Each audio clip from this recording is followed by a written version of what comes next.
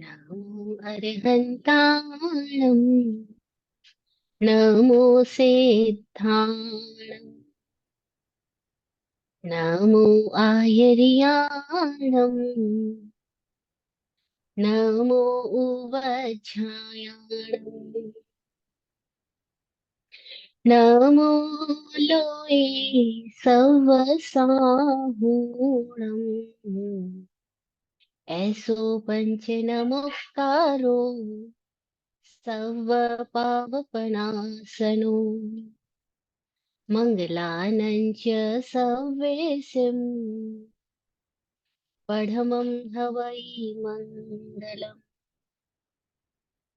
पढमं हवै मङ्गलम् देह छता जहनी दशा वरते देहाती ते ज्ञानी नाचरणिमा हो वंदन अगणित गुरुजी हो वंदन अगणी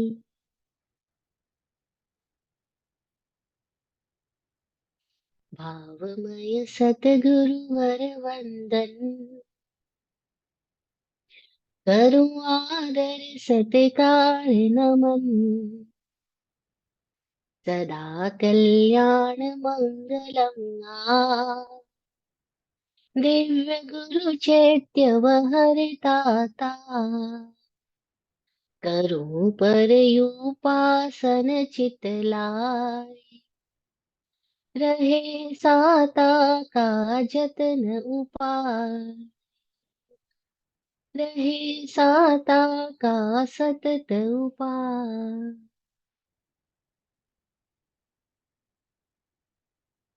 सर्वज्ञ सर्वदर्शी चरम तीर्थेश श्रवण भगवान महावीर स्वामी को भावमय वंदन नमन। चतुर्विद तीर्थ को प्रणाम। समस्त भव्य आत्माओं की भव्यता को प्रणाम।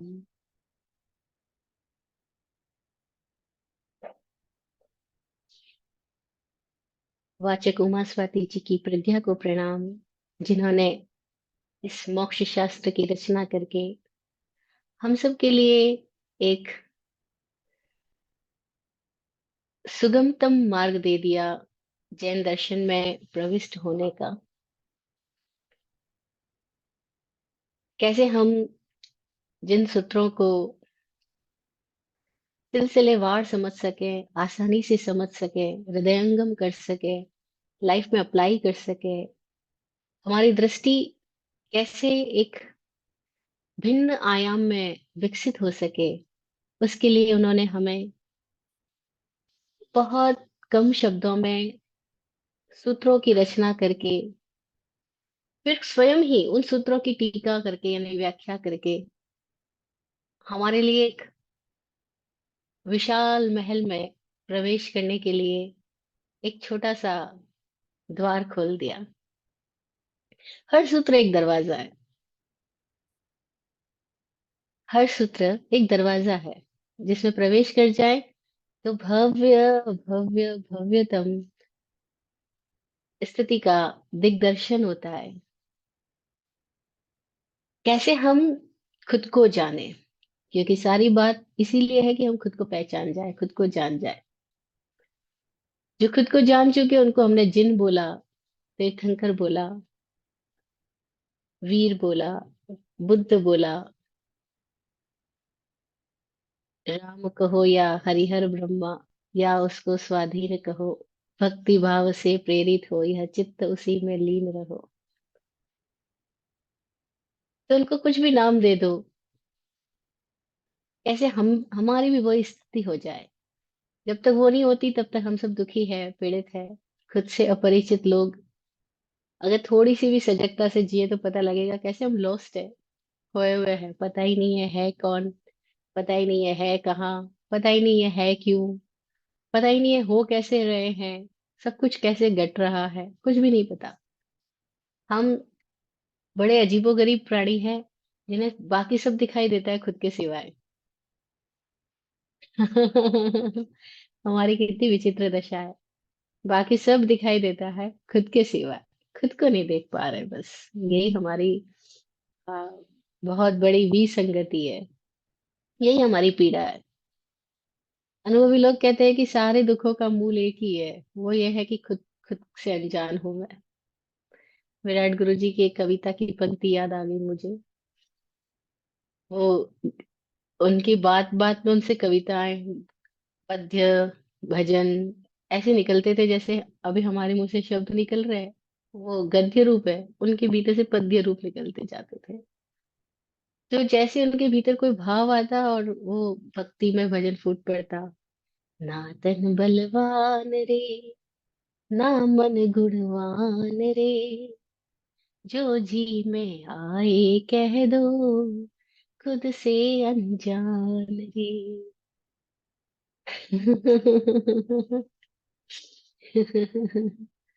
जो जी में आए कह दो, खुद से तो अनजान है हम। आप जो कहो सब चलेगा। कोई कहते बुद्धू, हाँ भाई। कोई कहते मूर्ख, हाँ भाई। पागल, हाँ भाई। जो कह दो सब चलेगा, क्योंकि खुद से तो पता ही नहीं मैं हूँ कौन। आप जो भी कहते हो सबके लिए धन्यवाद, हमें पता ही नहीं हम है कौन। कैसे पता लग जाए? इसके लिए हम तत्वार्थ अधिगम सूत्र के सेकंड चैप्टर, जिसका हम जीव तत्व नाम दे रहे हैं, उसका पूरा अभिप्राय यह है कि हम खुद की पहचान कैसे बना लें, खुद खुद को कैसे जान लें। तो क्या है हमारा स्वरूप?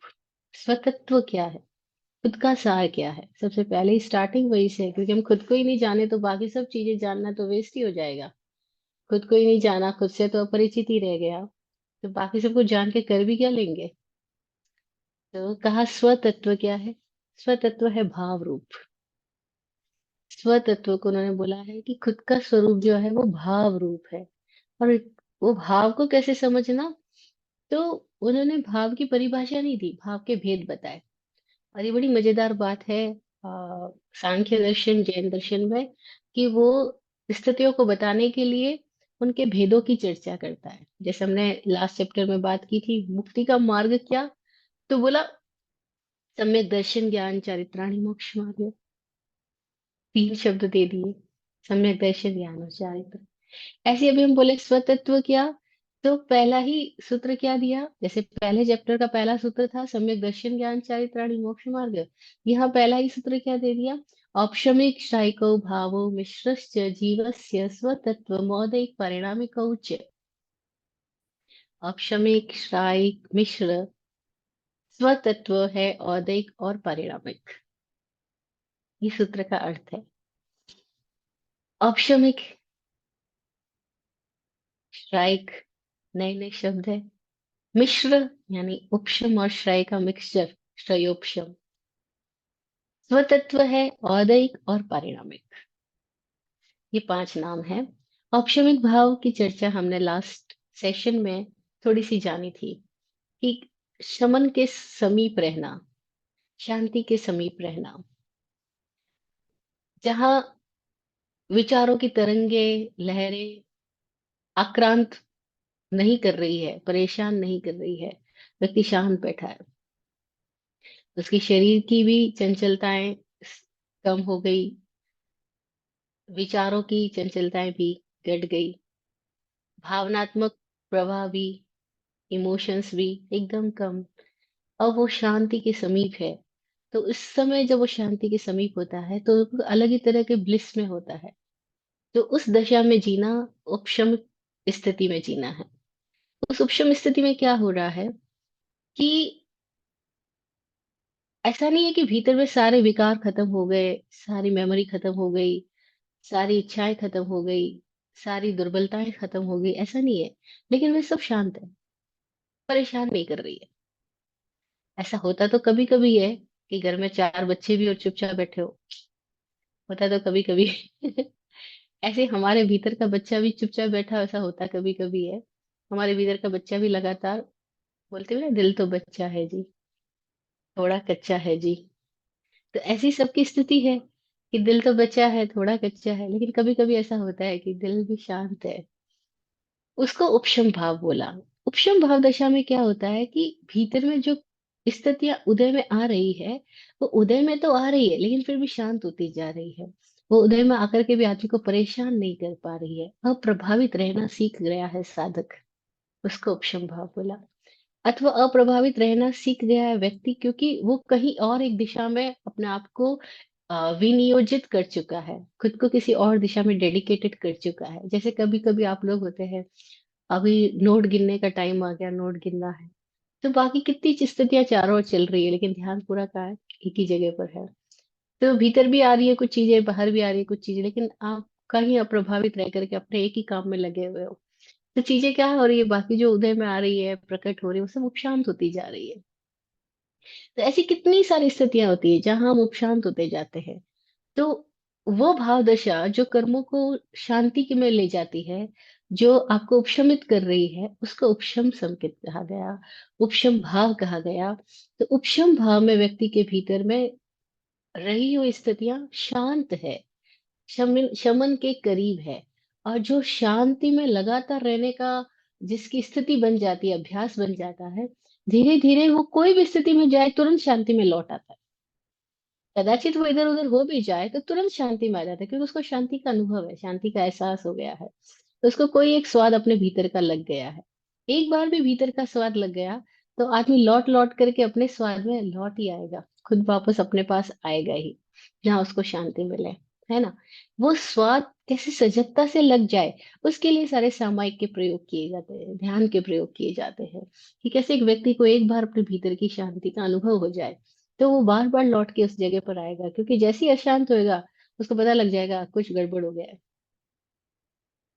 मैं अपने अपने आपे से बाहर चला गया हूँ, आउट ऑफ ऑर्डर हो गया हूँ। तो उसको आउट ऑफ ऑर्डर होने का भान होने लगेगा।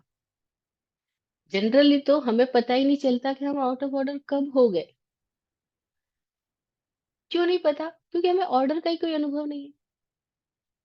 ये अद्भुत बात एक बार किसी प्रसंग में स्वामी जी के भीतर से निकली। उन्होंने कहा, जिसको सामायिक का एहसास ही नहीं है, केंद्रस्थ होने का एहसास ही नहीं है, तो उसको केंद्र से चूक जाने का एहसास भी नहीं होता। एक क्षण को भी जिसको सामायिक का एहसास नहीं हुआ है, जिसके भीतर केंद्रस्थ होने का एहसास नहीं हुआ, मैं कौन हूं इसका जरा भी परिचय नहीं हुआ है, तो उसको मैं क्या नहीं हूं इसका पता भी कैसे लगेगा? इसीलिए सामायिक होने पर प्रतिक्रमण घटित होता है। बड़ी मजेदार स्थिति है। क्यों सामायिक को पहला आवश्यक बताया गया 6 आवश्यक के क्रम में, और प्रतिक्रमण को चौथा आवश्यक बताया गया 6 आवश्यक के क्रम में? ये पहला सामायिक बताया, दूसरा चतुर्विंशति स्तव बताया, तीसरा गुरु वंदन आवश्यक बताया गया, चौथा प्रतिक्रमण आवश्यक बताया गया, पांचवा कायोत्सर्ग आवश्यक बताया गया, और छठा प्रत्याख्यान आवश्यक बताया गया। अब ये जो क्रम दिया गया, इसके पीछे भी कोई एक अलग साइंस है। ऐसे बहुत सारे अलग अलग तरह के क्रम है। जैसे ये एक क्रम है 6 आवश्यकों का, एक दूसरा क्रम है 6 आवश्यकों का, जिसके अंदर पहला प्रत्याख्यान है, दूसरा पर्युपासना है, तीसरा प्रतिक्रमण है, चौथा निरीक्षण है, पांचवा गरहा है, और छठा विसर्जन है। ये 6 क्रम और है। ये अलग अलग अपेक्षाओं से समझाने के तरीके बताए गए। तो जब सामायिक में प्रवेश करना है तो ये 6 आवश्यक है। सामायिक पहला आवश्यक बताया, और उस सामायिक में प्रवेश करने के 6 आवश्यक बताए गए, जो करीमी बनते के पाठ में आते हैं। करीमी बनते सामायम सावज्यम जोगम पचक खामी, ये पहला आवश्यक हुआ, पचक खामी, क्योंकि साधक संकल्प कर रहा है प्रत्याख्यान करता हूँ। फिर वो संकल्प करता है जावत नियमम या जावत जीवाय पजुआ सामी, पर्युपासना करता हूँ। फिर वो संकल्प करता है, न करेमी न कार्वेमी करन तम्पि अन्नम न समणु जानामि मनसा वैसा कायसा तस्य भन्ते पडिक्कमामि, प्रतिक्रमण करता हूँ। निन्नामि, निरीक्षण करता हूँ। गर्हामि, गर्हा करता हूँ। अपनम वो सिरामि, विसर्जित हो जाए, विसर्जित करता हूँ। अब ये सामायिक के 6 आवश्यकों का क्रम है, और सामायिक का पहले आवश्यक के बाद वापस प्रतिक्रमण बताया गया। अरे ये क्या बात हुई, अद्भुत बात हो गई। पहले प्रतिक्रमण किया तो सामायिक में आए, और फिर सामायिक में आकर के कुछ नहीं किया, तब भी वो एक स्थिति पैदा हुई कि प्रतिक्रमण हो गया। होता ही है। जिसको ये समझ आ गई कि केंद्र पे होना क्या है, वो केंद्र से जब च्युत होगा, चूक जाएगा, भटक जाएगा, री आउट ऑफ ऑर्डर हो जाएगा, तो उसको समझ आएगा कि मैं आउट ऑफ ऑर्डर हुआ हूँ, और अब वो रीऑर्डर होने लगेगा। तो औदिक भाव में बह गया हूँ, उदय में आई स्थिति में मैं भटक गया हूँ, बह गया हूँ, निमित्तों से प्रभावित हो गया हूँ। और जब निमित्तों से प्रभावित होकर के अपने ही भीतर की मेमोरी में आदमी चला जाता है, और फिर उसके भीतर में जो पास्ट पैटर्न्स बने हुए हैं, उन वो पैटर्न्स में इन्वॉल्व हो जाता है। तब उस पास्ट पैटर्न में इन्वॉल्व होने की वजह से उसके भीतर कितनी तरह के एक्शन रिएक्शन जनरेट हो जाते हैं। अब वो एक्शन रिएक्शन जो माइंड में चल रहे हैं, जो भीतर भाव दशा में चल रहे हैं, उसको हमने औदिक भाव बोला। औदिक भाव क्या है? उदय में आया। उदय में आया का मतलब क्या है? कि हम अंडर इम्प्रेशन चले गए, हम मेमोरी के इम्प्रेशन में चले गए, हम पास्ट पैटर्न के इम्प्रेशन में चले गए। और जो पास्ट पैटर्न्स है उनको थोड़ा हमें सजगता से ही समझना होगा। बड़ी जबरदस्त बात, अगर हम थोड़ी सी भी निरीक्षण करें तो पता लगता है कि हम सारे लोग एक एक तरह के पैटर्न्स के साथ है। हम सब लोगों के भांति भांति के पैटर्न से, जैसे हम अलग अलग वस्तुओं को, प्रोडक्ट्स को जब प्रोडक्ट करते हैं, जब इनको पैदा करते हैं, तो सबके अलग अलग तरह के प्रोग्राम्स होते हैं, अलग अलग तरह के डाइज होती है। जैसे लोग जो सोने के अलग अलग आभूषण बना रहे हैं, तो जितनी तरह के आभूषण बन रहे हैं, पहले वो उनकी डाई बना रहे हैं, पहले वो उनका एक फ्रेम बना रहे हैं, फिर उस फ्रेम में उस सोने को डाल करके सोने की वो आकृति दे देते हैं, है ना। तो सोने में तो कोई आकृति नहीं है, लेकिन उस गोल्ड को अलग अलग तरह की डिजाइनिंग दे दी गई है, उसका पैटर्न बनाया गया है ना। जैसे आप कोई मशीनरी पैदा कर रहे हो, तो उस मशीनरी को पहले किसी और मशीन में उसका आपने डायग्राम बना दिया। मोटर पैदा कर रहे हो, कार पैदा कर रहे हो, लेकिन उस कार को जन्म देने के पहले कार के हर एक पार्ट का पैटर्न आपने पहले कहीं डिजाइन कर लिया है ना। फिर उस पैटर्न के अकॉर्डिंग आपने बाकी सारे मेटल्स को, बाकी सारे एलिमेंट्स को उसमें डाला, और तब आपने उस कार के अलग अलग पार्ट्स को डेवलप किया। तो हर चीज का एक पैटर्न रेडी होता है, फिर उस पैटर्न के अकॉर्डिंग वो चीजें उसमें डलती जाती है, और वो चीजें वैसे वैसे प्रोडक्ट निकलते जाते हैं। तो ऐसे हम सारे जीवों के भी पैटर्न्स बन गए, उनको ही हम औदिक भाव कह रहे हैं। हमारे भीतर, सबके भीतर अलग अलग तरह के पैटर्न्स डेवलप होते ही जा रहे हैं, होते ही जा रहे हैं। वस्तुओं के साथ क्या है कि उनको एक फिक्स पैटर्न में आप पैदा कर लो, फिर वो फिक्स पैटर्न में काफी लंबे समय तक रह लेती है। वो प्रतिपल चेंज तो उनमें भी हो रहा है, लेकिन उतना इंटेंशनली नहीं हो रहा, उतना उतना इफेक्टिवली नहीं हो रहा, और उतना फास्ट नहीं हो रहा। तो हम उनके चेंजेस को नहीं समझ पा रहे, और फिर बड़ी बात क्या है, उनके चेंजेस में तो थोड़े हमारी मालकियत है, हमें समझ आता है, हम कंट्रोल कर सकते हैं। लेकिन हमारे अपने भीतर जो पैटर्न्स लगातार बदलते जा रहे हैं, लगातार, ये तो कॉन्स्टेंटली हमारे पैटर्न्स चेंज होते जा रहे हैं, उसके प्रति हम सजग नहीं है, तो हमें पता ही नहीं लगता कि ये हो कैसे रहा है, जबकि कोई और नहीं कर रहा। कोई और नहीं कर रहा, हम खुद कर रहे हैं। और ये बात हमें समझ आ जाए कि कोई और नहीं कर रहा, हम खुद कर रहे हैं, और हमारे पैटर्न्स हम ही ढाल रहे हैं, हम ही हमारे सांचे बना रहे हैं, हम ही अपने भीतर की स्थितियों को निर्मित कर रहे हैं। ये स्वतत्वम मौदिक पारिणामिक उच्च, ये स्वतत्व है, औदिक पारिणामिक औपशमिक शायिक और सार्वक्षमिक। स्वतत्व यानी खुद का ही होना है, खुद का ही जीना है, खुद का ही सार है। ये समझ में आने लग जाए, बड़ी मजेदार बात हो जाए। तो ये अध्यात्म में प्रवेश करने का, यानी खुद को जानने का, ये पहला एक सूत्र दिया है वाचक कुमार स्वाति जी ने। सूत्र था तो उसके भी पहले से ही, लेकिन उन्होंने उसको एक अ, जैसे अलग अलग मोतियों को एक माला में पिरो देते हैं, ऐसे उन्होंने उसको माला में पिरो दिया।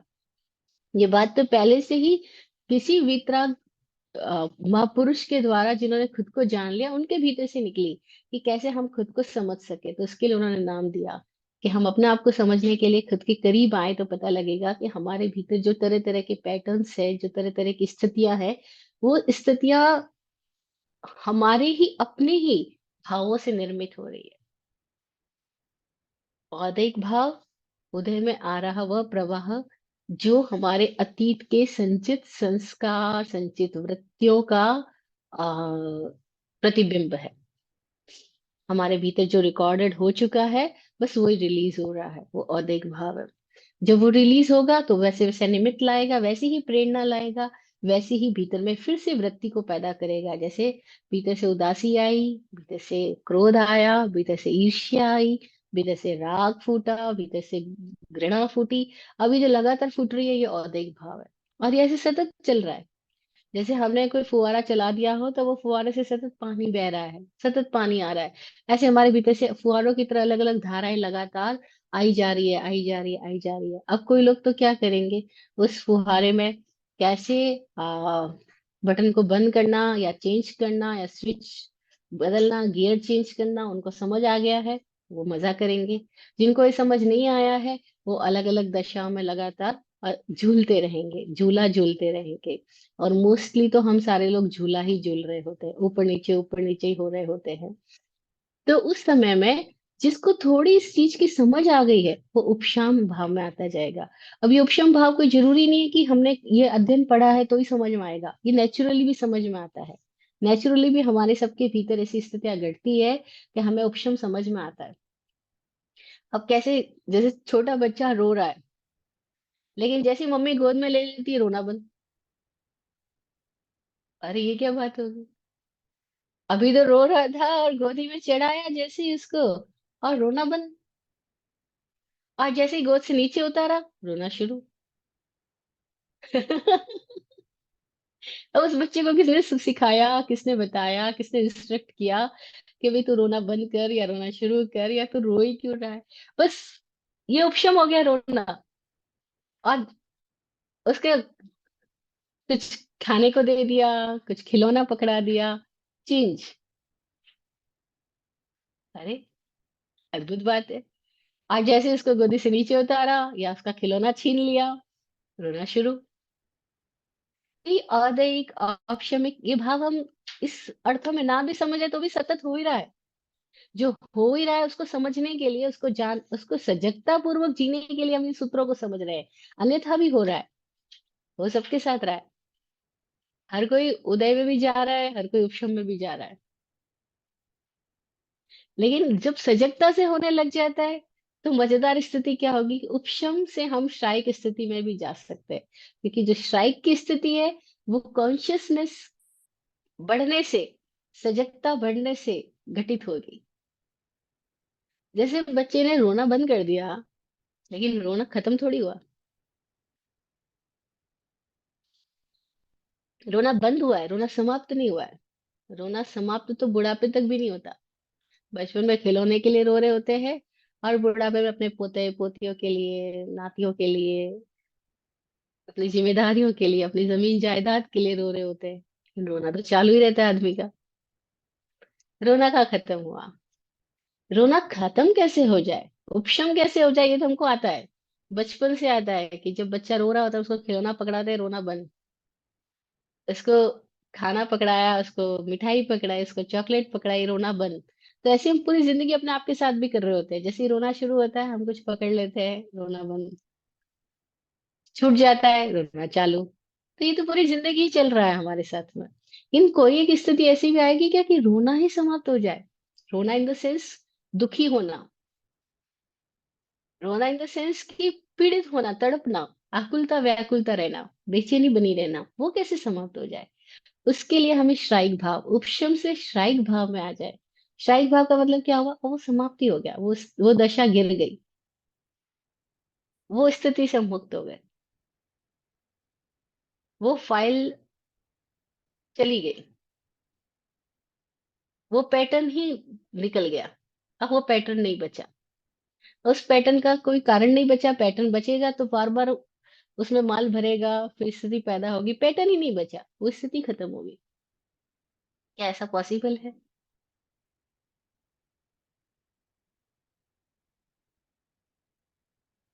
अनुभवी लोग कहते हैं हाँ पॉसिबल है। कैसे पॉसिबल है, सेकंड प्रश्न पैदा होता है। पहले तो पॉसिबल है क्या कि हाँ क्रोध चला ही जाए, अभिमान खत्म ही हो जाए, माया लालच घेरे ही ना। कैसे हम इन सारी स्थितियों से मुक्ति हो जाए, इस चक्रव्यूह से गिर जाए, बाहर आ जाए? कैसे पॉसिबल है? पॉसिबल है, फर्स्ट थिंग इज, हाँ, इट इज संभव है। जैसे जब भी स्वामी जी किसी से बात करते हैं और पूछते हैं कि आपको पता है आप कौन है, आपका नाम क्या है, आपकी डेट ऑफ बर्थ क्या है, सामने वाला बोलता है हाँ मुझे पता है, मेरा नाम ये है, डेट ऑफ बर्थ। अरे आपको पता है, आप कॉन्शियसली पता है क्या आपकी डेट ऑफ बर्थ ये है? आपको पता है क्या, किसी ने बताया? नहीं नहीं, किसी ने बताया। खुद से तो नहीं पता, नहीं पता। तो लोग कहते तो पता हो ही कैसे सकता है, खुद से पता हो ही नहीं सकता। कॉमनली हम सबकी अंडरस्टैंडिंग यही है कि खुद से हमको अपने जन्म का पता हो ही कैसे सकता है। फिर लोग बात जब करते हैं तो कहते हैं कि ये तो सब पिछले जन्मों के कर्मों का ये है वो है। तो स्वामी जी एक प्रश्न तुरंत बोलते हैं, पिछले जन्म का तो नहीं पता, लेकिन क्या इस जन्म का आपको पता है कि आपका जन्म कब हुआ? जब इस जन्म का नहीं पता तो पिछले जन्म की बात ही क्यों करूं? ये तो खाला मानना हुआ ना, सोच की बात करना हुआ। जब हमको अपने इस जन्म का नहीं पता तो पिछले जन्म का कैसे पता हो सकता है? इस जन्म में पैदा कब हुए यही नहीं पता, ये तो दरवाजा है। जब दरवाजे का एंट्री हमें नहीं पता है तो इसके दरवाजे के भीतर क्या है इसका कैसे पता लगेगा? तो खाली मानना हुआ पिछले जन्मों के कर्मों का फल है, जानना कहाँ हुआ? खुद के अनुभव से तो ये बात आ ही नहीं रही। तो फिर हम क्यों पास्ट पे ढले जा रहे हैं? तो लोग बोलते हैं तो कैसे पता हो सकता है, ये तो हमने माना ही है, हाँ पिछले जन्मों के मैंने ऐसे किया होगा कि ऐसा पति मिला, ऐसी बहू मिली, ऐसी पत्नी मिली, ऐसा परिवार मिला, ये है वो है। हर आदमी को इतनी ज्यादा कंडीशनिंग दे दी गई है पिछले जन्मों की बातों के साथ में कि वो अपनी हर चीज को पिछले जन्मों पे ढलता जा रहा है, ढलता जा रहा है। और तब क्या हो रहा है, चीजें बदल नहीं रही है, चीजें श्रेय नहीं हो रही है, स्थायिक भाव में आदमी जा ही नहीं रहा। ज्यादा से ज्यादा क्या हो सकता है कि वो शायद कभी कभी उपशम में चला जाए, लेकिन स्थायिक भाव को तो समझ ही नहीं पाता। वो अपनी उस स्थिति में आता ही नहीं है कि वो अपने पैटर्न से मुक्त कैसे हो जाए। क्यों नहीं हो पाता? क्योंकि सवाल ही नहीं पैदा होता है। जैसे 2 दिन पहले एक बहन से मेरी बात हो रही थी, तो वो अपनी समस्या रख रही थी कि मैं इतने सालों से रोज सुबह उठ के 3 मनोरथ कर रही हूँ, 14 नियम करती हूँ, प्रार्थनाएं करती हूँ, मंत्र करती हूँ, पाठ करती हूँ, सारी कुछ पूजा वूजा सब कुछ करती हूँ, लेकिन कुछ बदलाव तो नहीं हुई। अब आप कह रहे हो कि ध्यान में बैठो 1 घंटा, मैं ध्यान में बैठ जाऊंगी, लेकिन मेरे को समझ नहीं आ रहा कि हुआ हो क्या रहा है। तो मैंने कहा, वो फिर पूछ रही है कि ध्यान करूं या ये सब करूं। मैंने कहा जो कर रहे करते आ रहे हो, पहले थोड़ी सी ईमानदारी से जाग करके देखो कि वो 3 मनोरथ आपके मनोरथ है या किसी के दिए हुए मनोरथ है। वही मनोरथ का मतलब तो होता है कि मेरे मन की कामना, मेरे मन की इच्छा। तो आपके मन की इच्छा है क्या ये किसी और किताबों में पढ़ी हुई बात है ये? हमने कभी सोचा ही नहीं, क्योंकि सारे साधु संतों ने हमको यही सिखाया, 3 मनोरथ रोज भाओ, हमने बोलना शुरू कर दिया, लेकिन हमारा तो मनोरथ कभी हुआ कि नहीं हुआ, अनुभव से तो वो आया ही नहीं कभी मनोरथ। हमारा मनोरथ हमसे पूछा जाए, मैंने कहा आपके भीतर आया ना कभी कि मेरा घर बन जाए, हाँ तो वो आपका मनोरथ हुआ। आपके भीतर आया ये वाली गाड़ी आ जाए, ये वाली साड़ी आ जाए, ऐसी बहू आ जाए, ये आपके मनोरथ हुए। ये कब मनोरथ हुआ कि मैं घर बार छोड़ करके सन्यासी हो जाऊं? ये तो फालतू की बात है, तो ऊपर से ओढ़ी गई बात हुई। तो हम अपने अपने प्रति कभी ईमानदार हुए? तो वो बोले अच्छा ऐसा हुआ भी जा सकता है क्या कि हम इन स्थितियों से बाहर आ जाए?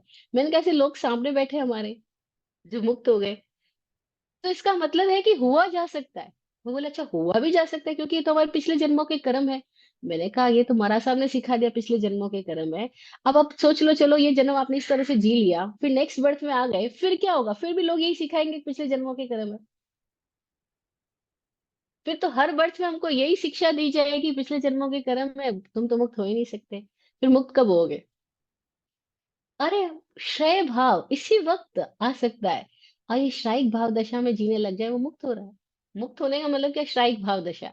श्राइक भाव दशा का मतलब क्या हुआ कि जो भी स्थिति भीतर बाहर से, जो भी वृत्ति भीतर बाहर से उठती है, जो भी परिस्थिति आती है, जो भी पैटर्न्स हमारे भीतर है, बस वो ही डिसॉल्व हो जाते हैं। लेकिन वो होते कैसे? अब 2 तरीके बताए गए। परंपरा से हमारे पास 2 तरीके मिलते हैं। जैसे लोग बोलते हैं ज्ञान क्रियाभ्याम मोक्ष, ज्ञान और क्रिया से मुक्ति होती है। तो फिर लोग ज्ञान और क्रिया इस दिशा में जाते हैं। तो कुछ सोचते हैं कि कर्म करने से कर्म कट जाएंगे, कुछ ऐसे कर्म करेंगे कि उससे हमारे कर्म कट जाएंगे। कर्म कट जाएंगे का मतलब क्या, अगर थोड़ा हम प्रैक्टिकली समझे तो, क्योंकि अब तक हमने इस लैंग्वेज में हम डेवलप किए गए कि कर्म कर्म कर्म, लेकिन वो कर्म है क्या, वो तो हमने समझा ही नहीं। कर्म का मतलब जो हम एक्शंस ले रहे हैं वो नहीं है। कर्म का मतलब है हमारे भीतर कोई ऐसी स्थितियां डेवलप हमने कर ली है, कोई ऐसे पैटर्न्स ढाल लिए हैं कि हमारी चेतना जो है बार बार उन्हीं आकृतियों में चली जाती है। हमारी भीतर की स्थिति जो है वो बार बार उसी सांचे में ढलती जाती है। क्यों ढलती जाती है? क्योंकि उन सांचों के साथ हमने अपनी पकड़ बना ली है, हमने एसोसिएशन कर लिया अपना। जैसे नहीं, दूध को जिस बर्तन में डालते हैं फिर वो उस बर्तन की आकृति का दिखने लग जाता है, लेकिन दूध है नहीं उस आकृति का, पानी है नहीं उस आकृति का, लेकिन जिस बर्तन में डाल रहे हैं हम सामान वो उस आकृति का दिखने लग रहा है। तो ऐसे ही हमने अपने भीतर कोई स्थितियां ऐसी डेवलप कर ली है कि हमारे जो चेतना है वो लगातार उन पैटर्न्स में, उन आकृतियों में एसोसिएट होकर के फिर वो अलग अलग स्थितियां है। उसको हमने कई कई तरह के नाम दे दिए हैं, जिसकी हम चर्चा औद्योगिक भावों में फिर करने ही वाले हैं। गति, जाति, स्थिति, लिंग, ये सारी स्थितियां जो है हमने उसी में अपने आप को ढालते जा रहे हैं। तो ये जो हमारे भीतर लगातार बेहोशी में बन रहे पैटर्न्स और उनके साथ एसोसिएशन है, उसको कर्म कहा गया है। जिसका हम आज थोड़ी और इजी लैंग्वेज में समझे, तो हमारे भीतर मेमोरी के पैटर्न्स डेवलप हमने कर लिए। तो अब कोई भी चीज हमारे सामने आती है वो हमारी मेमोरी के पैटर्न्स में ढल करके हमको वैसी वैसी दिखाई देती है। वो जैसी है कभी वैसी नहीं दिखाई देती है। कोई भी स्थिति जैसी है वैसी दिखाई नहीं देती। वो हमारे अपनी मेमोरी के पैटर्न्स में जा करके फिर वैसी दिखाई देती है जैसे हमने पहले से ही कोई ना कोई स्थिति के साथ में अपना एसोसिएशन कर रखा है। फॉर जस्ट एन एग्जाम्पल, जैसे हमारे सामने आकाश बादलों से घिरा हुआ है। सिंपल सी बात, बादल नहीं, हमको बादलों में कभी घर दिखाई दे रहा है, किसी को अपने गुरुदेव दिखाई दे रहे हैं, किसी को बादलों में अपनी प्रेयसी का चेहरा नजर आ रहा है। अब ये अलग अलग स्थितियां दिखाई दे रही है, क्या वो बादलों में है? नहीं, बादलों के अलग अलग पैटर्न्स बन रहे हैं। फिर उन पैटर्न्स को जो परसीव करने वाला है वो परसीवर अपनी ही इमेजिनेशन से और अपने ही भीतर की स्थिति से वो उसको वैसे वैसे देख रहा है। अब इसी को अपन टीवी के ऊपर देख रहे हैं, टीवी की स्क्रीन के ऊपर मूवी चल रही है। वो मूवी क्या है? क्या लोग वहां खड़े होकर के कुछ कर रहे हैं क्या? नो। रियल में वहां कोई आदमी नहीं है, कोई एक्टर नहीं है, कोई एक्ट्रेस नहीं है, कोई विलन नहीं है, लेकिन फिर भी वो कोई ऐसा लाइट का, साउंड का प्रोजेक्शन है कि वो लाइट और साउंड के प्रोजेक्शन से हमारे सामने कुछ आकृतियां आती है। फिर हम उन आकृतियों के साथ एसोसिएट होकर के उन आकृतियों की व्याख्या अपने माइंड में पैदा करते जा रहे हैं। और फिर हमारा माइंड अपनी ही स्थिति के अकॉर्डिंग उस मूवी को परसीव करता है, उस मूवी में से इमोशंस लेता है, अपने भीतर कुछ इमोशन जनरेट करता है। फिर इमोशंस को वो इस तरह से अपने आप के साथ एसोसिएट कर लेता है कि मूवी देखते देखते कोई लोगों के हाथ मुट्ठियां भिज जाती है, लड़ने को तैयार हो जाते हैं। कोई लोग मूवी देखते देखते रोना शुरू कर देते हैं, कोई लोग मूवी देखते देखते एकदम आ, हंसी खुशी के ठिठोले में एकदम मौज में चले जाते हैं, उनको मजा आने लग जाता है, एंटरटेन कर रहे होते हैं। अब बचपन से मेरी मम्मी बोलती थी, जब मैं मूवी देखती मेरी भी आंख में बड़े आंसू आते थे, रोने लग जाती थी किसी के दुख को देख करके, किसी की स्थिति को देख के। मम्मी बोलती पागल हुई, कि धूप छाया का खेल है। मैं समझे धूप छाया का खेल मतलब क्या होता है? ये लैंग्वेज उस वक्त मेरे लिए एकदम नई लैंग्वेज। मम्मी कहती है मूवी, अरे पागल है, धूप छाया का खेल है।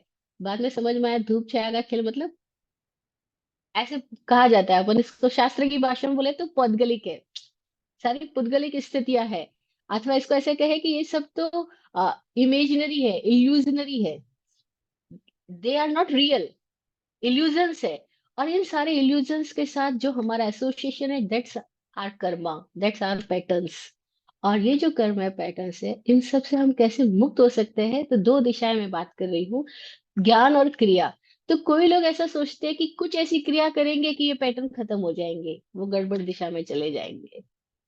भगवान महावीर के सामने ये स्थितियां, प्रश्न आते रहे कि कर्म से कर्म को काटा जा सकता है क्या? सूत्र कृतांग सूत्र में एक घटना आती है। तो भगवान महावीर बोले नहीं, कर्म से कर्म को कभी नहीं काटा जा सकता। और ये बात आज भी जैन समाज को कान खोल करके सुननी ही चाहिए। अन्यथा पूरा जैन समाज इसी दिशा में जा रहा है कि कुछ कर्म करो कि कुछ कर्म कट जाएंगे। वो एक्शंस को बदलने को धर्म समझ रहे हैं। तो वो क्या बोल रहे हैं कि तुम घर में रहने की बजाय मंदिरों में रहो, मठों में रहो, आश्रमों में, स्थानक उपाश्रमों में रहो, तो तुम्हारे कर्म कट जाएंगे। तो इस नाम से वो कितनी सारे प्रचार प्रसार करते हैं। वो सोचते हैं कपड़े बदल लो कर्म कट जाएंगे, सन्यासी बन जाओगे कर्म कट जाएंगे। बिल्कुल भी ऐसी बात नहीं बोली महावीर ने। सारी हमको गड़बड़ दिशा में, पूरा समाज गड़बड़ दिशा में डेवलप किया ही जा रहा है बरसों से, और हम भी किए जाते रहे। भगवान ने कभी नहीं बोला कर्म से कर्म कटेंगे। लेकिन आज भी बच्चे बच्चे को हम क्या सिखा रहे हैं? पचकान कर लो, नियम कर लो, बाधा ले लो, चीजें छोड़ दो, तुम्हारे जीवन में अच्छा हो जाएगा। क्योंकि हम गड़बड़ दिशा में डेवलप हुए, तो हम उनको भी उसी दिशा में ले जाते हैं। और फिर सब कुछ करके भी होता क्या है? भाई सालों से लोग जो पूजा कर रहे हैं, जो सामायिक कर रहे हैं, जो प्रतिक्रमण कर रहे हैं, सालों से, जरा निष्पक्ष होकर अपनी स्थिति को देखे, तो ऐसे लोग रोज सामने आते हैं, रोज मिलते हैं, जो कहते हैं हम सालों से ये कर रहे हैं, लेकिन हमारी स्थिति तो वो की वो है। हाँ, ज्यादा से ज्यादा कभी कभी कुछ उपशांत हो जाता है। भाई आप, हो सकता है कि 10 में से 5 दफे आप क्रोध नहीं करते हो, क्रोध आया लेकिन आपने क्रोध नहीं किया, लेकिन उस पैटर्न से बाहर आ गए क्या? नहीं। हमारे भीतर की जो रचना है वो तो वैसी ही है अभी भी। तो कोई मोटिवेशनल स्पीकर को फॉलो कर रहे हैं, और वो बार बार उनको ये मिलता है कि तुम हर घटना को कैसे पॉजिटिवली देखो, तो उनके भीतर भी परसेप्शन चेंज होता है। वो पॉजिटिवली देखना शुरू करते हैं, लेकिन क्या वे पॉजिटिवली देखते हुए भी उन पैटर्न्स के बाहर गए क्या? तो वे देखते हैं कि 2 3 4 बार तो होता है कि वो पॉजिटिव देखते हैं, लेकिन जैसे ही कोई एकदम नजदीक चोट होती है, फिर नेगेटिव चले जाते हैं। भाई कोई स्थिति दूर तक है तो हम थोड़ा ख्याल रख लेते हैं, लेकिन जैसे ही किसी ने हमको एकदम हिट किया, और फिर हमारे भीतर क्या आएगा? इसका मतलब क्या हुआ? कि हमने कुछ उपशम तो किया था, लेकिन श्रेय तो कुछ नहीं हुआ था। इसीलिए जरा सी स्ट्राइकर हुआ, स्ट्राइकर कैरम बोर्ड में स्ट्राइकर को हम स्ट्राइक करते हैं, और फिर बाकी सारी गोटियां हिल जाती है ना? तो ऐसे हमारे को कोई स्ट्राइक करता है और बाकी सारी गोटियां हिल जाती है। दिमाग फ्यूज। अरे इतनी सारी वर्षों की तपस्या, साधना, ये जप, तप, क्रिया, अनुष्ठान, पूजा पाठ, नवाणु यात्रा, सिद्धि तप, वो तप, और फिर जब स्थिति आती है, तो पता लगता है भाई मैं तो वो की वो। और बड़ी मजेदार स्थिति है, हम जब नर्सरी में थे तो नर्सरी की तरह की एग्जाम्स होते थे, और 11th में आ गए तो 11th का पेपर आ रहा है, 12th में आ गए 12th के एग्जाम्स होंगे। जितनी प्रिपरेशन बढ़ेगी आपकी, जितना लेवल ग्रेज होगा, वैसे ही एग्जामिनेशन भी चीजें चेंज होती जाएगी। तो किसको बोला श्राइक भाव? जाके देखेंगे तो पता लगेगा, श्राइक भाव वो दशा है जब हमारे भीतर के पैटर्न से हम मुक्त हो गए। और जब उस मुक्ति की स्थिति में क्या होता है, फिर कुछ भी आ जाए, फिर वो हमें एसोसिएट नहीं करता, प्रभावित नहीं करता, हम उस दिशा में, गड़बड़ दिशा में नहीं जाते। उसका तरीका क्या बताया? तो महावीर ने बोला कर्म से कर्म नहीं करता। तो कैसे करता है? उन्होंने बोला ज्ञान से। कर्म करने से कर्म कट जाएंगे? नहीं, ज्ञान से कटेंगे। ज्ञान का मतलब क्या बोला? ज्ञान का मतलब ये नहीं है कि आप किताबों को रट रहे हो, पढ़ रहे हो, तोता रटन ज्ञान नहीं बोला। आउटवर्डली ली हुई सारी जानकारियों को उन्होंने ज्ञान नहीं शब्द दिया। मति की स्थितियां बोली उनको, वो एक लेवल के बाद बोली, मति ज्ञान जैसी स्थिति बोली, शुद्ध ज्ञान जैसी स्थिति बोली। लेकिन उसको भी ज्ञान तब बोला जाता है जबकि वो अपनी ही दृष्टि से परिणमित हुआ हो, वरना तो वो अज्ञान है। मति ज्ञान, शुद्ध ज्ञान में बाहर की स्थितियों से संबंध तो है, क्योंकि पांचों इंद्रियों से हमने जानकारी उसमें भी ली है, लेकिन उसमें अपनी ही दृष्टि का परिणमन हुआ है, भीतर कोई अनुभव हुआ है, तो उसको ज्ञान बोला गया है। अन्यथा तो उसको भी अज्ञान बोला गया है। इसका मतलब क्या हुआ? कि अपने अनुभव से जिसके भीतर इतनी सजगता घटित हुई है कि अपना ही अनुभव जिसका जागृत हो गया है, स्व संवेदनम ज्ञानम, खुद का संवेदन हो चुका है, वो ज्ञान बोला। बहुत अच्छी परिभाषा एकदम से आई। स्व संवेदनम ज्ञानम, स्व का संवेदन ज्ञान है।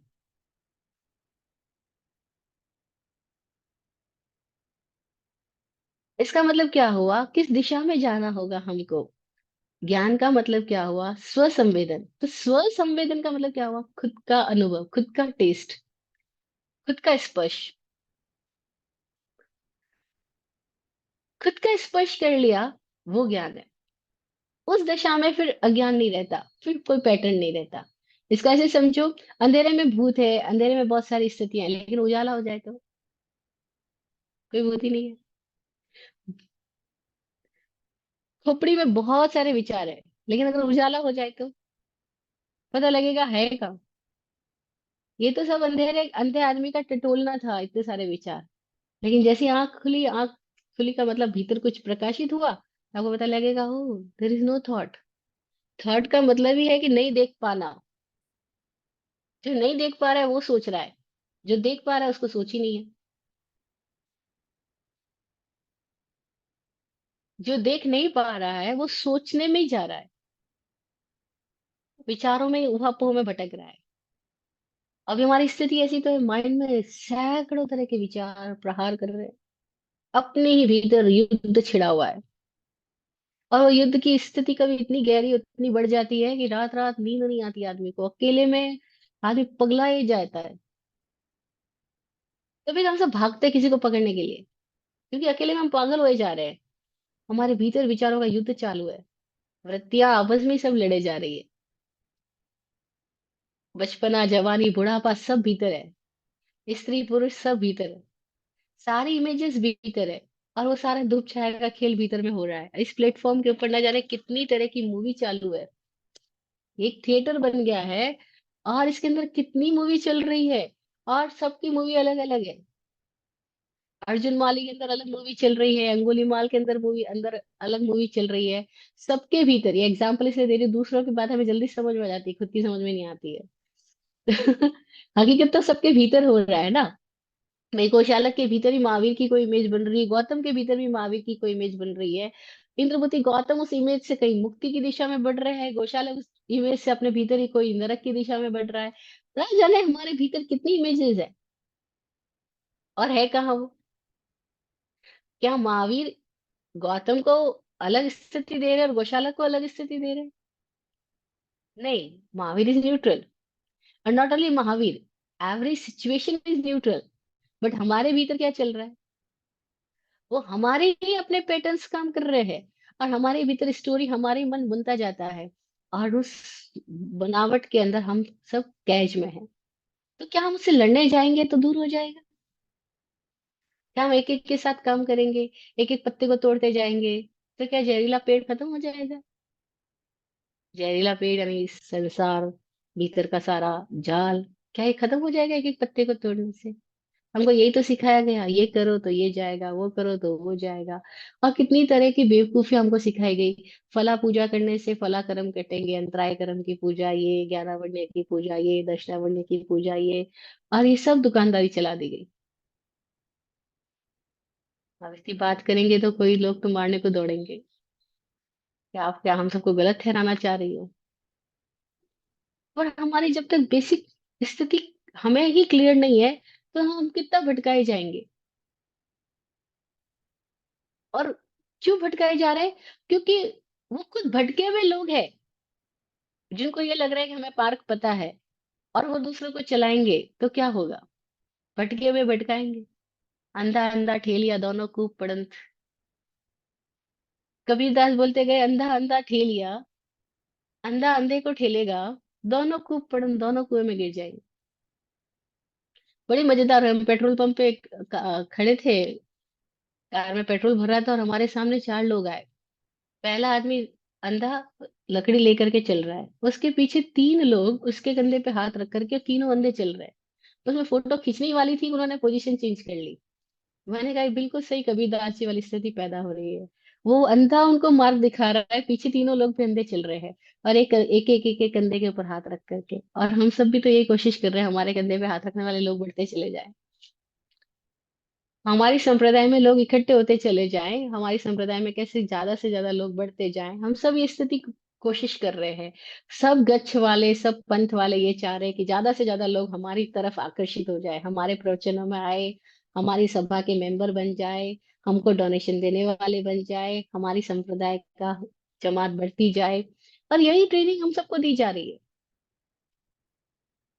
तो जो कोई भी संघ बनाता है वो चाहता है मेरे संघ के मेंबर्स कैसे ज्यादा से ज्यादा बढ़े, लेकिन कोई ये नहीं देख रहा कि क्लैरिटी कैसे ज्यादा से ज्यादा डेवलप हो, मुक्ति कैसे डेवलप हो, कैसे हम हल्के हो जाए, निर्भर हो जाए, इस दिशा में नहीं सोचते। कैसे हमारी संख्या बढ़ जाए उस दिशा में सोचते हैं। तो श्राइक भाव की हम बात कर रहे हैं, श्राइक भाव कैसे आता है? वो कर्म करने से नहीं आता है, ज्ञान से आता है।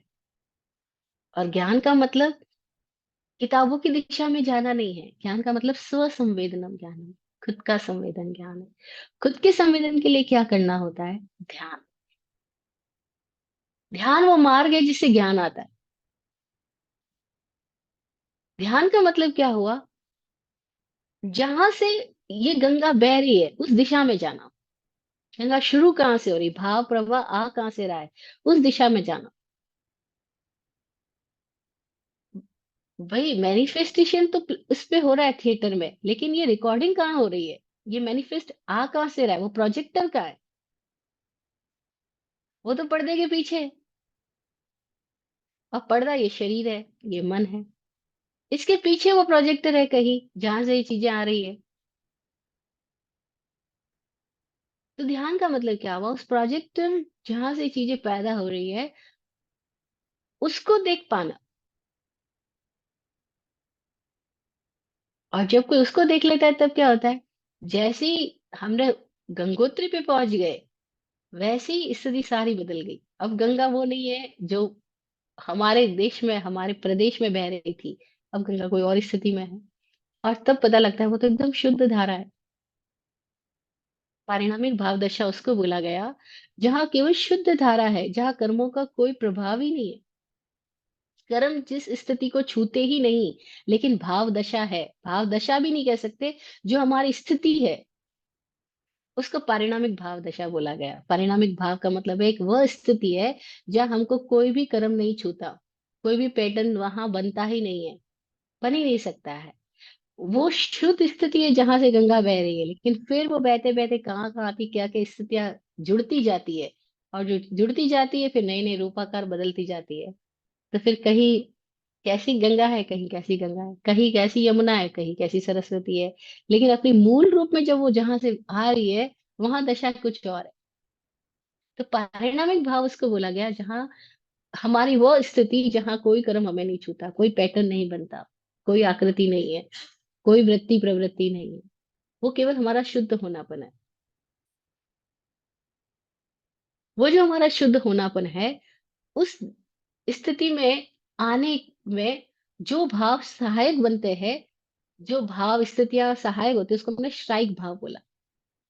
श्राइक भाव में क्या होता है कि वह जो उपशम था, अथवा वह जो श्रेयोपशम था, अथवा वह जो उदय में आ रहा था, वो आने के साथ ही श्रेय हो जाता है, लेकिन नया कुछ भी बंद नहीं हो रहा। प्री रिकॉर्डेड फाइल्स रिलीज हो गई, लेकिन रिलीज होने के साथ में कोई नई रिकॉर्डिंग नहीं हुई। अगर हर रिलीजिंग में नई रिकॉर्डिंग ना हो तो श्राइक भाव दशा, शायद संकित दशा होती जाती है, और व्यक्ति हर क्षण शनैः शनैः निर्जरा, शनैः शनैः मुक्ति।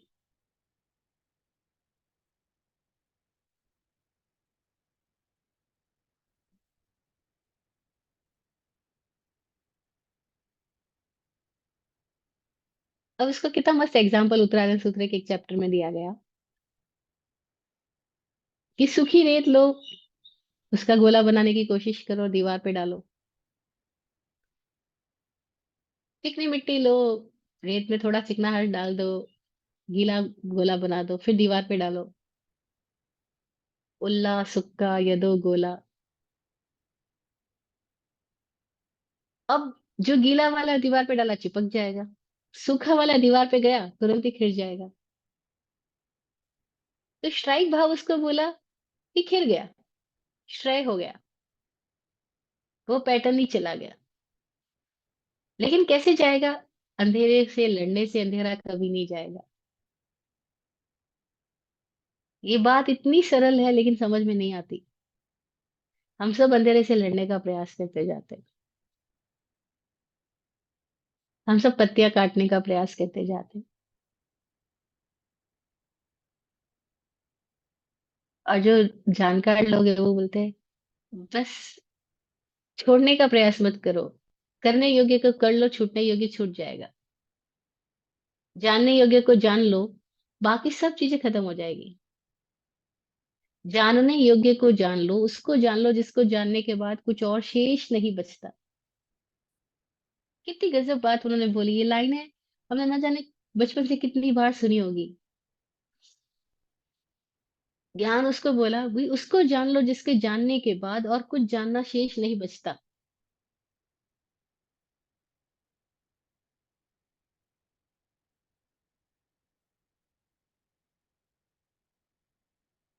लेकिन फिर भी हम सब लोग बड़े विचित्र हैं। हम टिट्स बिट्स में जानना चाहते हैं, छोटी छोटी चीजें जानना चाहते हैं, लेकिन वो नहीं जानना चाहते जिसको जानने के बाद और कुछ जानना बाकी नहीं बचता। हाँ, ऐसी स्थिति है। ऐसे लोग हैं हमारे सामने जिन्होंने एक ही दिशा में काम किया, बस खुद के भीतर प्रयोग करते गए करते गए करते गए। और जब खुद की दिशा में प्रयोग करते गए करते गए करते गए, बस उनके भीतर ही कोई लाइट ऐसी जग गई। ये एग्जाम्पल के लिए शब्द बोल रही हूँ, लाइट जग गई, इसको वैसे मत समझना। लेकिन कुछ ऐसा घट गया, बस फिर अंधेरा बचा ही नहीं। अब कोई पैटर्न ही नहीं बचा, क्योंकि सारे पैटर्न अज्ञान में थे। ज्ञान में कोई पैटर्न ही नहीं। तो श्राइक भाव वो स्थिति है जब कोई व्यक्ति अपने भीतर जागृति का पुरुषार्थ करते हुए उस दशा में आ जाता है कि अब उसके भीतर कोई भी स्थिति आती है जो कोई आकृति नहीं बना पाती, कोई मेमोरी पैदा नहीं करती, चित्त पे जहन में कोई संस्कार नहीं छोड़ती, कोई विकार नहीं छोड़ती, कोई प्रभाव नहीं छोड़ती। क्योंकि उसकी चैतन्य की दशा इतनी निर्मल हो गई है कि अब वो चीजों को पकड़ती नहीं है। हमारी स्थिति क्या है कि गंदगी गंदगी को आकर्षित करती है। हमारी स्थिति क्या है कि हम गंदे हैं तो हम गंदगी को आकर्षित करते हैं। आप देख लो पूरे घर में जिस स्थान पे गंदगी पड़ी होगी हम सब जाएंगे वहीं पे गंदगी डालेंगे। तो हमारे दिमाग में ऑलरेडी इतनी गंदगी है कि वो चारों ओर की गंदगी को आकर्षित करती है। हम जहां भी संस्था में चले जाते हैं हम वहीं पे झगड़ा पैदा कर देते हैं, क्योंकि झगड़ा हमारे अंदर है। लोग बोलते हैं यार इस संस्था में इतने झगड़े हैं, इस संस्था में ना हमको नहीं जाना, उस मंदिर में इतने झगड़े हैं, उस स्थानक में इतने झगड़े हैं, उस ट्रस्ट में इतने झगड़े हैं। अरे भाई झगड़े तो हमारे अंदर है। मतलब हम जहाँ जाते हैं वह झगड़े ही पैदा कर देते हैं। गंदगी गंदगी को आकर्षित करती जाती है। और अगर हमारे भीतर गंदगी ना रहे तो गंदगी आकर्षित हो ही नहीं सकेगी। तो श्राइक भाव दशा उस स्थिति को बोला गया कि चैतन्य की वह निर्मल धारा जहां पर अब कोई भी तरह की वृत्ति, कोई भी तरह की प्रवृत्ति, कोई भी तरह की स्थिति अब नया आकार नहीं बनाती।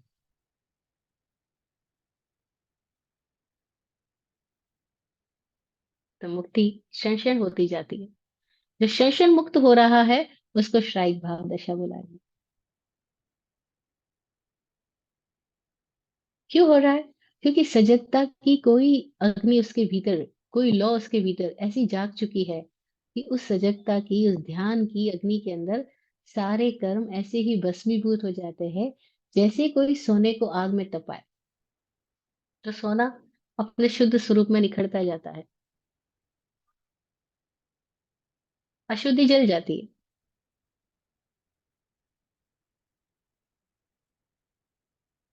हम कॉन्शियस होते जाएं, हम सजग होते जाएं, अशुद्धियां खुद ब खुद जलती जाएगी।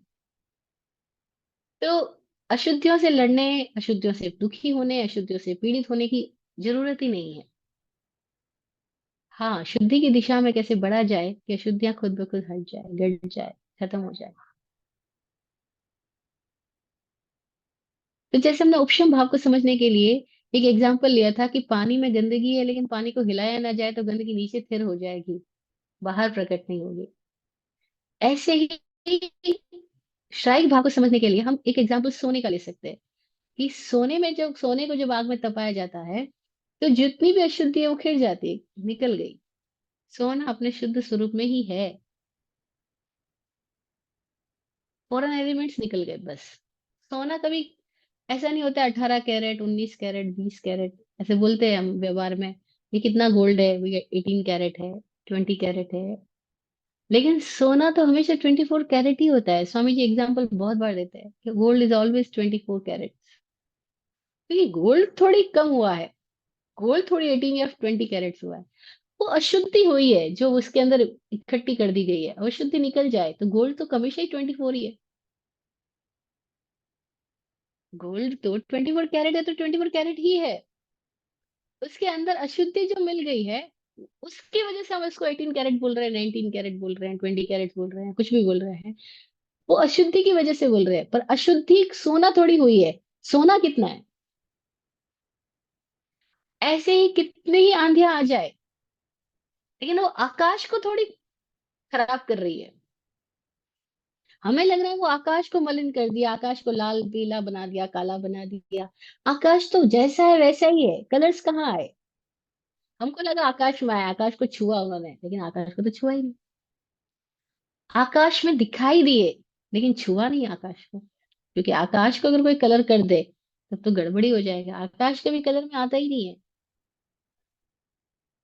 कलरफुल नहीं है आकाश। कलरफुल क्या है? वो पुद्गल। पर ये हम समझ नहीं पाते आकाश और पुद्गल के बीच के गैप को। तो जैसे हम बाहर आकाश और पुद्गल के गैप को नहीं समझ पा रहे, ऐसे भीतर के आकाश और पुद्गल के गैप को समझ नहीं पा रहे। और उसको समझ ले, उसका नाम भेद विज्ञान। और जिसको भेद विज्ञान घटित हो गया, उसके लिए सब श्राइक भाव। अब वो सुखी दीवार हो गया, भेद विज्ञान घटित हो गया। अब स्थितियां आती है, खत्म हो जाती है, विचरे उदय प्रयोग। वो विचरण करता है, उदय में आने वाली स्थितियां आती है, चली जाती है, लेकिन उससे किसी से भी वो जुड़ता नहीं है। और तब क्या होता है? ऐसे लोगों को लोग बोलते हैं आउट ऑफ सोसाइटी हो गया, हमारे मतलब का नहीं रहा, हमारे काम का नहीं रहा। क्योंकि अब इसको हम गम खुशी नहीं दे सकते, अब हम इसको कंट्रोल नहीं कर सकते। और सोसाइटी उनको पसंद करती है जिसको हम कंट्रोल कर सके। इसीलिए जो एक्चुअल अर्थों में धार्मिक हो जाता है, वो एक्चुअल अर्थों में कभी सामाजिक नहीं होता। और लोग सामाजिक बनने की कोशिश करते हैं और धार्मिक समाज बनाने की कोशिश करते हैं, जो कभी पॉसिबल ही नहीं होता। यानी धार्मिक समाज के नाम पे जो कुछ भी होगा वो अधार्मिक ही होगा। पर ये क्लैरिटी हमको कभी बचपन में दी नहीं जाती, तो हम सब धार्मिक समाज में धर्म को ढूंढने चले जाते हैं। मैं अपने पिताजी को सुनती थी। मेरे पिताजी जब भी प्रवचन वगैरह सुन के आते, महाराज साहब के पास जाकर आते, तो परेशान होते कई बार। मैं बोलती आप परेशान क्यों हो रहे हो, जब आप प्रवचन सुन के आए हो, महाराज साहब के पास बैठ करके आए हो? तो बोला यही परेशान हो रहा हूँ कि महाराज साहब ने प्रवचन में जो कुछ बोला लोगों में कुछ भी दिखाई नहीं दिया, थोड़ी देर के बाद में वो वही झगड़ा कर रहे थे। तो वो धार्मिक समाज में जा रहे थे धर्म को ढूंढने, और जब वो लोगों में झगड़ा करते हुए देख के आते, तो कहते कि फिर वो प्रवचन का मतलब क्या हुआ? फिर वो थोड़े और करीब गए संतों के, तो उनको पता लगा वो जो प्रवचन दे रहे संत थे वो भी थोड़ी देर बाद झगड़ा कर रहे थे आपस में। अब उनके इल्यूजन्स दूर होते जा रहे थे, कि फिर संत बनने का तो मतलब ही नहीं रहा, क्योंकि जो बोल रहे हैं वो उनके अपने जीवन में ही नहीं है। तो मैं उनको देखती हमेशा वो ऊहापोह में रहे, विचारों के ऊहापोह में ही रहे, क्योंकि वो खोजते वहां थे जहाँ मिल नहीं सकता। और जहाँ मिल सकता है वहां हम खोज ही नहीं रहे। हम सबकी स्थिति क्या है? हम सब धर्म को कहीं खोज रहे हैं, मौज को कहीं खोज रहे हैं, लेकिन जिस दिशा में खोज रहे हैं वहां वो मिलती नहीं है। तो धार्मिक समाज में जाकर के ये थोड़े चिंतनशील लोग तो बड़े परेशान हो रहे हैं, खिन्न हो रहे हैं। फिर वाकई कहते हैं हमारी श्रद्धा हट गई। अरे वो श्रद्धा थी नहीं, श्रद्धा तो पैदा ही नहीं हुई थी, श्रद्धा का संबंध कहीं बाहर से है ही नहीं। लेकिन ऐसे बोले जाएंगे श्रद्धा खत्म हो गई। विश्वास उठ गया। ये धार्मिक समाज में गया, जितना जितना नजदीक गया उतना उतना पता लगा है सब गड़बड़ी गड़बड़ है। अच्छा क्यों पता लग रहा है? क्योंकि गड़बड़ हमारे अंदर है। तो क्या देखेगी? गड़बड़ ही तो देखेगी। अब कभी ये बात तो क्लियर हुई नहीं कि कंफ्यूजन तो मेरे भीतर है, मैं बाहर कंफ्यूजन देख रहा हूँ, जो कि बाहर तो प्रोजेक्शन है। और वो जो प्रोजेक्ट कर रहा है उस प्रोजेक्टर को तो मैंने देखा ही नहीं है। तो कैसे अपने आप को देखने लग जाए हम? जो दृष्टा होने लग जाता है, वह दृष्टा श्राइक भाव में आता है। अब दृष्टा की वो स्थिति होने लगती है कि उसके भीतर का कर्तापन चला जाता है। और जैसे ही कर्तापन जाता है, वैसे ही उसके भीतर में अब वो पैटर्न से, गिरफ्त से बाहर आया, मुक्त हुआ। तो जो जानकार लोग हैं उन्होंने हमको बिल्कुल सही दिशा दी। जैसे भगवान महावीर ने क्या बोला, बड़ा मजेदार वचन है उनका, कि बुद्धिज्जति त्युट्टिज्जा बंधनम परिजानिया। सूत्र कृतांग सूत्र का पहले अध्याय की पहली पंक्ति। और विराट गुरु जी हमेशा कहा करते थे कि जो पहली पंक्ति होती है, जो पहला पद होता है, वो एकदम सारभूत है। बाकी सब व्याख्या हो सकती है, जो पहला पद है वो एकदम सारभूत होता है। किसी भी मंत्र का, किसी भी सूत्र का पहला पद और अंतिम पद, तो इस सूत्र कृतांग सूत्र का एकदम पहला ही पद है, बुझिज्जति त्योटिजा। बूझो टूट जाएंगे, बंधनम परिजानिया, बंधनों का परिज्ञान कर लो, बंधन खत्म हो जाएंगे। यानी उन्होंने बंधन से मुक्ति का उपाय, बंधनों को जानना बताया, बंधनों से लड़ना नहीं बताया। क्योंकि नहीं जानना ही बंधन है, नहीं जानना ही दुख है, तो जानना ही मुक्ति का मार्ग है। तो बंधनों को जान लेना, बुझिज बूझ लेना। बूझना बड़ा मजेदार शब्द है। हम शब्द हिंदी भाषा में लोग बोलते हैं समझ बूझ। समझ बूझ, अंडरस्टैंडिंग, बूझना। अपने से भीतर से कुछ समझ आ गई, कोई लाइट लग गई, उसको बूझना बोला। कोई जोत जग गई, कोई जाग आ गई, बूझ गया, समझ गया ये बात।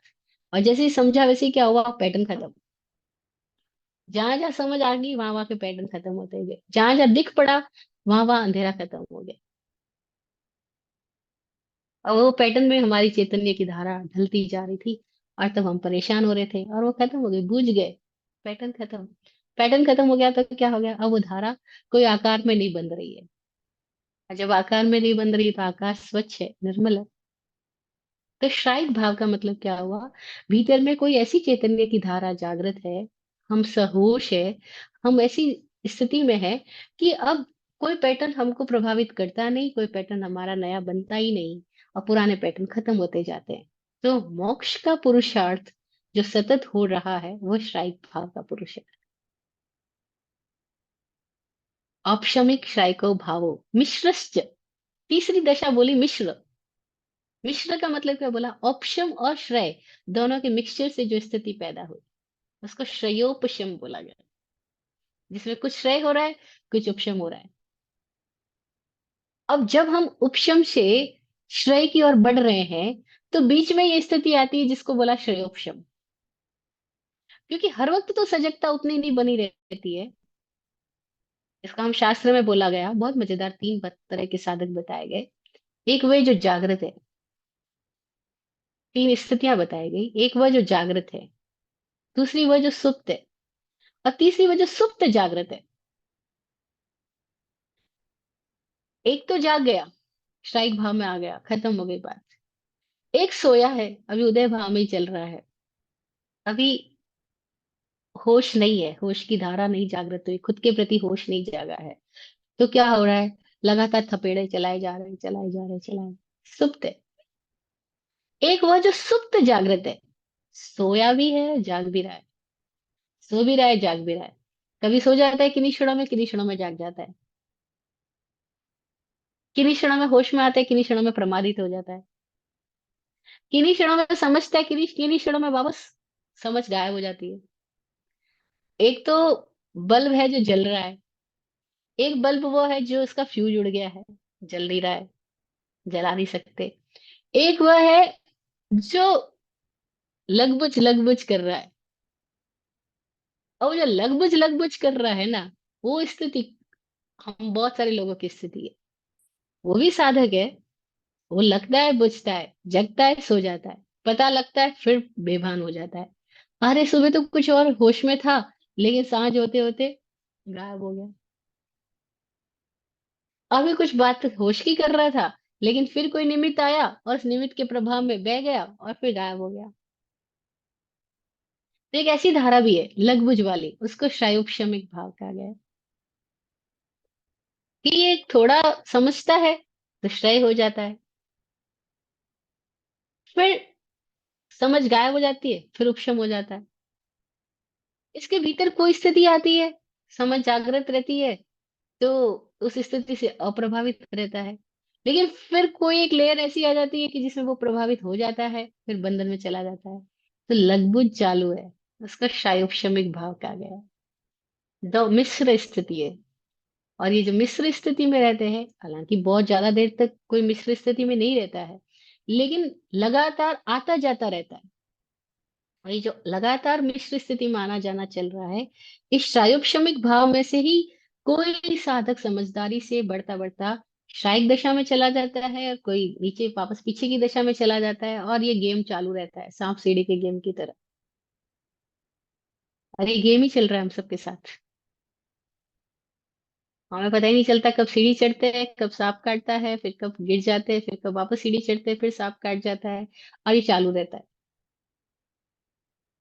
और चलता ही जा रहा है। अगर हम अपना पिछला अतीत देखें, न जाने कितने वर्षों से, जब से हम थोड़ा भी होश के साथ अपने आप को देख पा रहे हैं, तो ये स्थिति चल रही है। लगबुझ हो रहा है, बल्ब जलता है बुझ जाता है, जलता है बुझ जाता है, जलता है बुझ जाता है। कब जलेगा कब बुझेगा कुछ भी फिक्स नहीं है। कितनी देर तक जलता रहेगा ये भी नहीं पता, कितनी देर तक बुझा रहेगा ये भी नहीं पता। इसका फिक्स टाइमिंग नहीं है, लेकिन चालू है ऐसा ही।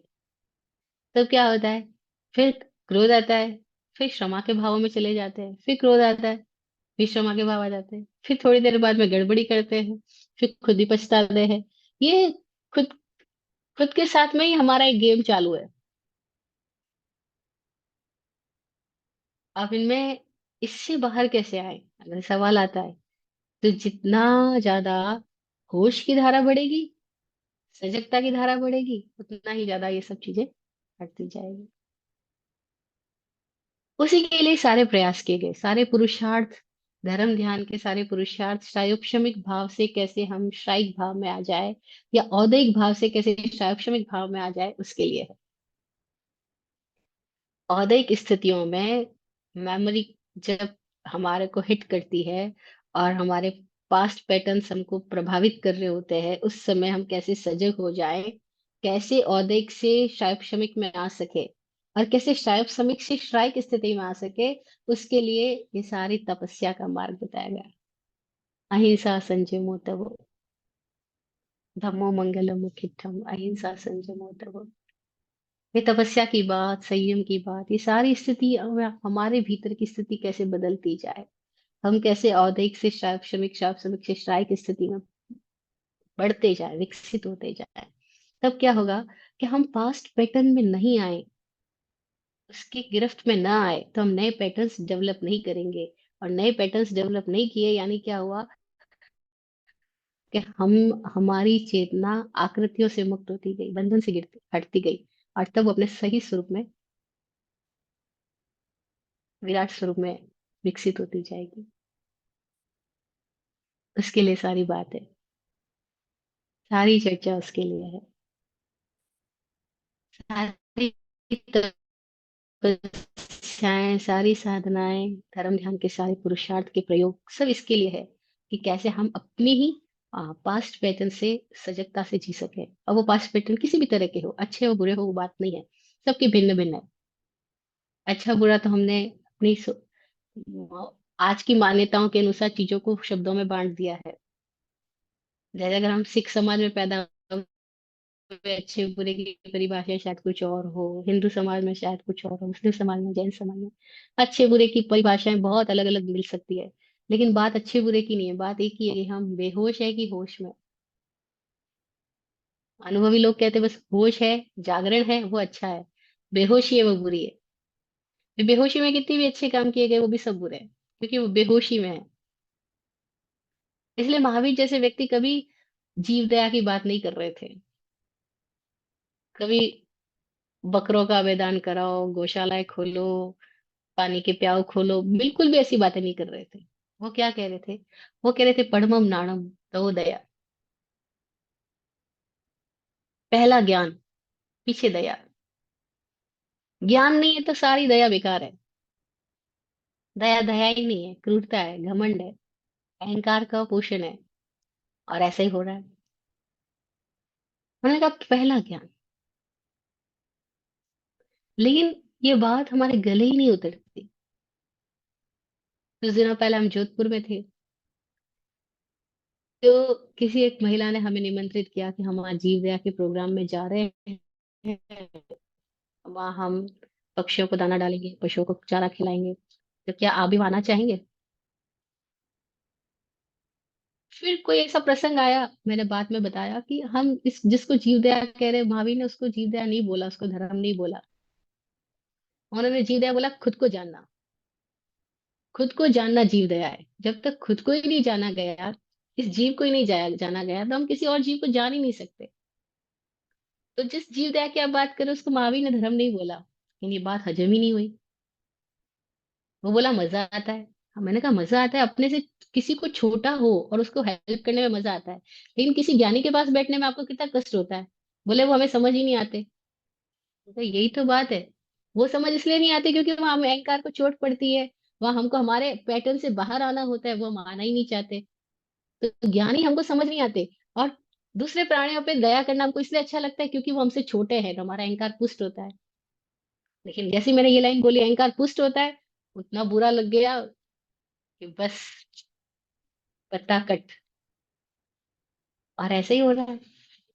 सच सुनना भी तो कोई नहीं चाहेगा, क्योंकि चोट पड़ती है ना। और चोट,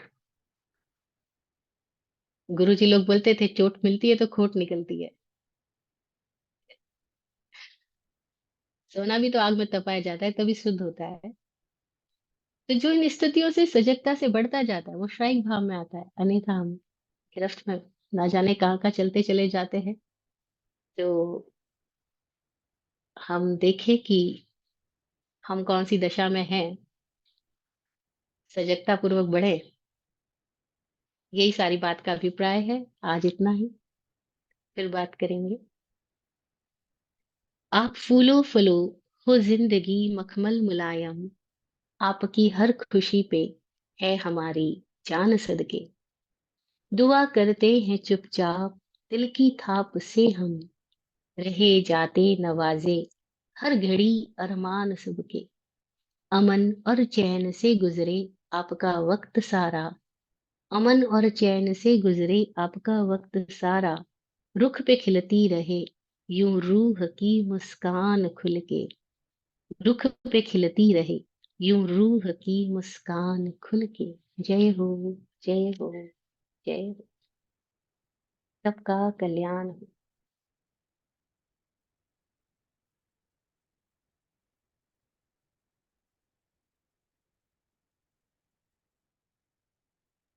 thanks to all. Once again, let me stop recording.